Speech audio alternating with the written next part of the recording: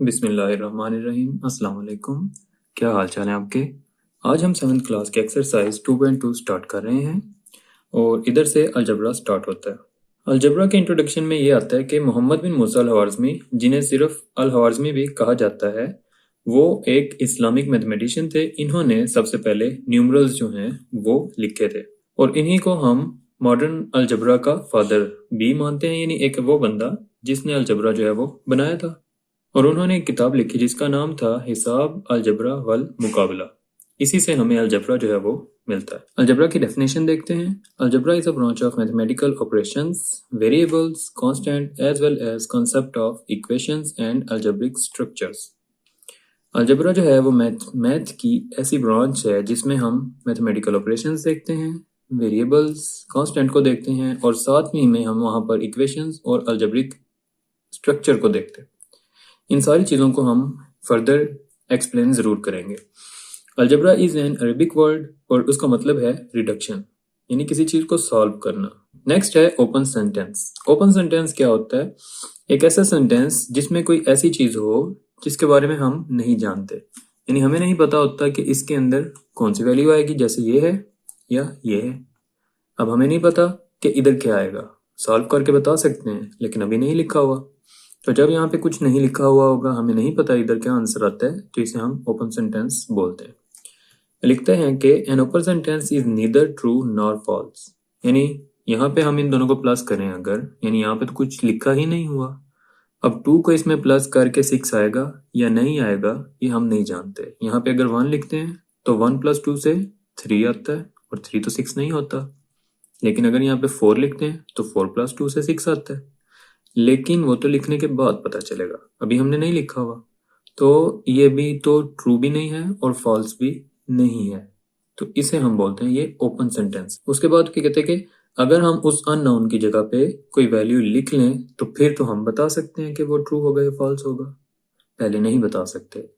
दूसरी डेफिनेशन इसकी होती है a sentence which has 1 or more unknowns, यानी इसमें एक ही अननोन है, इसमें भी एक ही है, लेकिन ओपन सेंटेंस में ज्यादा अननोन भी हो सकते हैं। तो जहां पे हमें कुछ वैल्यूज का नहीं पता होगा उसे हम ओपन सेंटेंस बोलेंगे। और उसके बाद आता है क्लोज सेंटेंस। अब क्लोज सेंटेंस ऐसा होता है जिसके बारे में हम कह सकते हैं कि वो ट्रू है या फॉल्स है और उसमें कोई अननोन वैल्यू भी नहीं होती। जैसे ये है 16 को 4 से डिवाइड करें तो 4 ही आंसर आएगा और ये ट्रू होगा।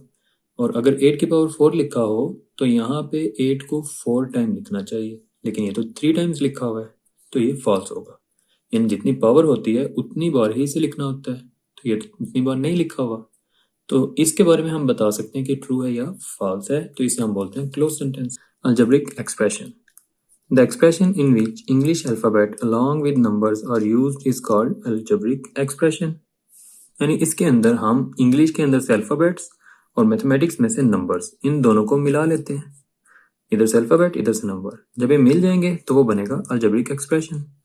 या फिर इसकी दूसरी डेफिनेशन जो है वो ये होगी कि an expression which connects variables and constant bye mathematical operations, यानी जो भी वो हमने यहाँ से ये अल्फाबेट और नंबर इकट्ठे करने हैं वो फिर हम इन्हें प्लस माइनस मल्टीप्लाई डिवाइड के साथ जोड़ देते हैं, तो ये सब मिलके फिर अलजेब्रिक एक्सप्रेशन बना देते हैं।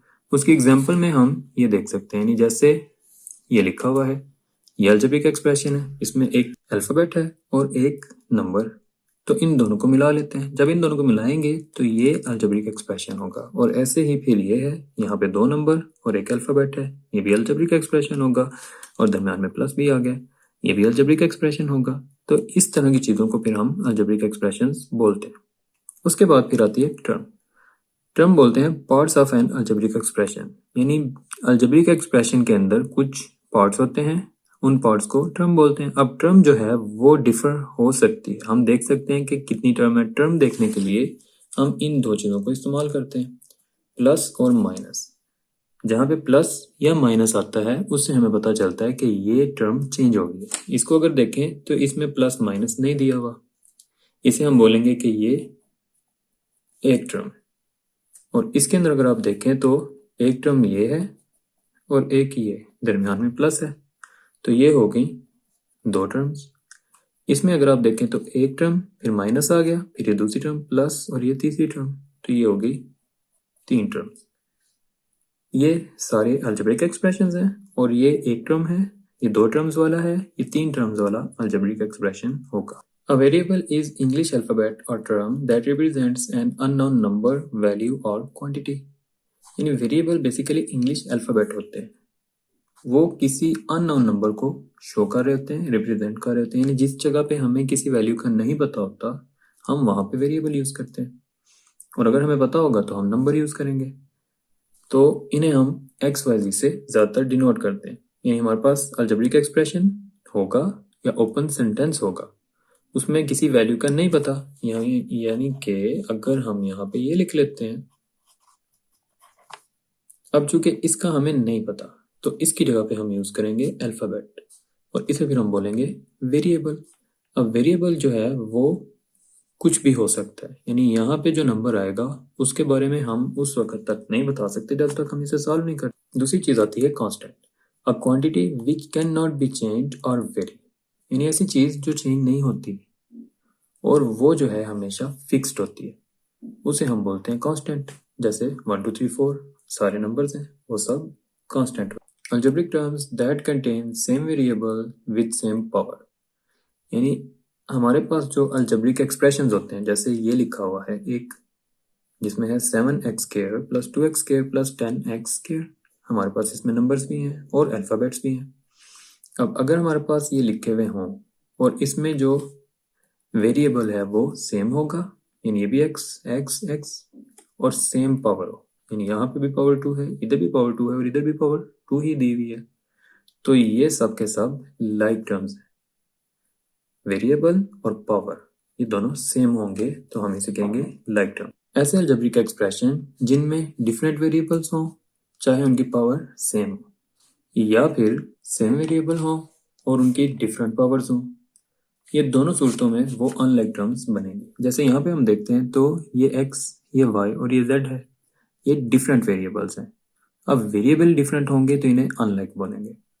या फिर हम इसको देखते हैं, ये 7x है, ये 5x² है और ये 3x³, यानी यहाँ पे पावर 1, इधर पावर 2, इधर पावर 3।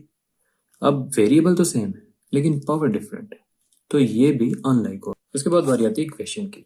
इक्वेशन क्या होती है कि कोई भी ऐसा अलजेब्रिक एक्सप्रेशन जिसके अंदर इक्वल का साइन आ जाए, यानी अगर हम इसे देखते हैं तो ये कुछ नंबर्स हैं और साथ में वेरिएबल्स हैं, अल्फ़ाबेट्स हैं, और इन्हें हमने प्लस माइनस के साथ जोड़ा हुआ है।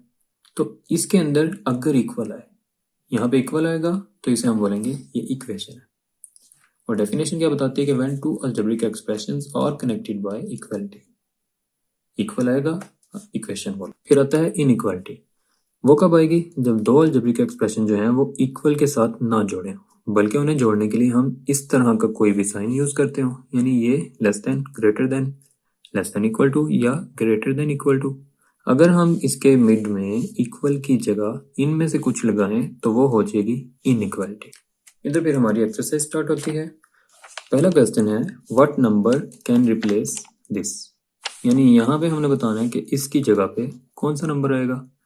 तो हम देखते हैं कि कोई नंबर 10 में प्लस करें तो 12 आना चाहिए, तो वो होगा 2, यानी यहाँ पे हम 2 लिख देंगे। फिर उसके बाद 15 माइनस समथिंग 12 आना चाहिए। अब 15 में से क्या माइनस करें तो 12 आएगा, तो वो है 3। 15 माइनस 3 करेंगे तो 12 आएगा। उसके बाद 10 को डिवाइड करना है और 5 लेके आना है, तो वो 2 से होगा, यानी 10 को 2 से डिवाइड करें और 5 आ जाए।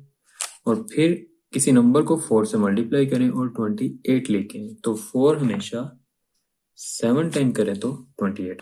क्वेश्चन 2 में है सेपरेट करना है ओपन और क्लोज सेंटेंसेस को। अब यहाँ पे हमने डेफिनेशन देखी थी कि ओपन वो होगा जिसके बारे में नहीं बता सकते कि वो ट्रू है या फॉल्स है, और दूसरी डेफिनेशन हमने देखी थी कि ओपन सेंटेंस वो होता है जिसमें अननोन हो, जिसमें कोई ऐसी चीज हो जिसके बारे में हम नहीं जानते, और क्लोज वो होगा जिसके बारे में हमें सारी वैल्यूज पहले से पता है। यहाँ पे 10 10 20, इसमें कोई वेरिएबल नहीं है, ये क्लोज होगा, और ये जिसमें वेरिएबल है ये ओपन होगा, तो हम यहाँ पे लिखेंगे ओपन। अब इसमें भी वेरिएबल है तो ये भी हो जाएगा ओपन। तो ये है क्लोज, और इसमें अगर हम देखें तो इसमें भी कोई वेरिएबल नहीं है, तो ये भी हो जाएगा क्लोज। इसमें अब हमारे पास वेरिएबल है, तो ये होगा ओपन, ये भी ओपन होगा, ये भी ओपन होगा, इसके बाद फिर ये क्लोज और ये ओपन। क्वेश्चन नंबर 3 को बुक पे सॉल्व कर लेते हैं। क्वेश्चन है कंप्लीट द फॉलोइंग टेबल, यानी इस टेबल को कंप्लीट करें। अब ये अलजेब्रिक एक्सप्रेशन दिए हुए हैं, हमने बताना है इसमें कितनी कितनी टर्म्स है। फिर हम ये भी बताएंगे इसमें वेरिएबल कौन सा, और ये भी बताएंगे कि इसमें कांस्टेंट कौन सा। तो ये एक ही टर्म है, क्योंकि हम तो देखते हैं कि जब भी प्लस या माइनस आता है उससे टर्म में डिफरेंस आता है। इसमें प्लस माइनस नहीं है, तो ये एक ही टर्म होगी। फिर इसको देखते हैं, तो इसमें 1 2 3, इसमें 1 और 2 टर्म्स हैं, और इसमें भी 3 टर्म्स हैं। उसके बाद फिर हम देखेंगे कि वेरिएबल कौन से हैं। तो इसमें 2 वेरिएबल हैं, एक है x और एक y। इसमें भी एक x और एक y है, तो इधर भी x y लिखेंगे। इसमें x y और c 3 है, तो x y c। और उसके बाद फिर इसमें सिर्फ x और y ही हैं, तो इधर x और y आएगा। फिर बारी आती है कांस्टेंट की। कांस्टेंट जो है नंबर्स को बोलते हैं, लेकिन हम कांस्टेंट उन नंबर्स को बोलेंगे जो अकेले लिखे हैं, वेरिएबल के साथ नहीं लिखे हुए। ये वाले और ये इन्हें इग्नोर करेंगे, और सिर्फ ये जो हैं इन्हें लिखेंगे। यानी इसमें कांस्टेंट है 8, इसमें 20 और इसमें 16, और इसके लिए हम ये लिख लेते हैं। इस क्वेश्चन में से इसको कांस्टेंट में ना लिखने की रीज़न ये होती है कि हमें जब x और y की वैल्यू मिलेगी तो हम उसे यहाँ पे पुट करेंगे। अब मिसाल के तौर पे हम इधर 1 पुट करते हैं, और 4 इन दोनों से मल्टीप्लाई होता है, तो 4 1 टाइम 4, तो आंसर तो 4 ही आएगा। लेकिन अगर हम इसकी जगह पे ये पुट करते हैं 1, और y की जगह पे 2 पुट करते हैं, तो हमें आंसर मिलेगा 4 2 टाइम 8। और अगर हम इसकी जगह पे किसी भी नंबर की जगह पे 3 पुट कर देते हैं, फिर 4 3 टाइम 12 आएगा। अब ये नंबर डिपेंड करता है इनकी वैल्यूज पे, ये वैल्यू चेंज होने से ये भी चेंज हो जाता है, तो इसको फिर हम कॉन्स्टेंट्स में नहीं शामिल करेंगे।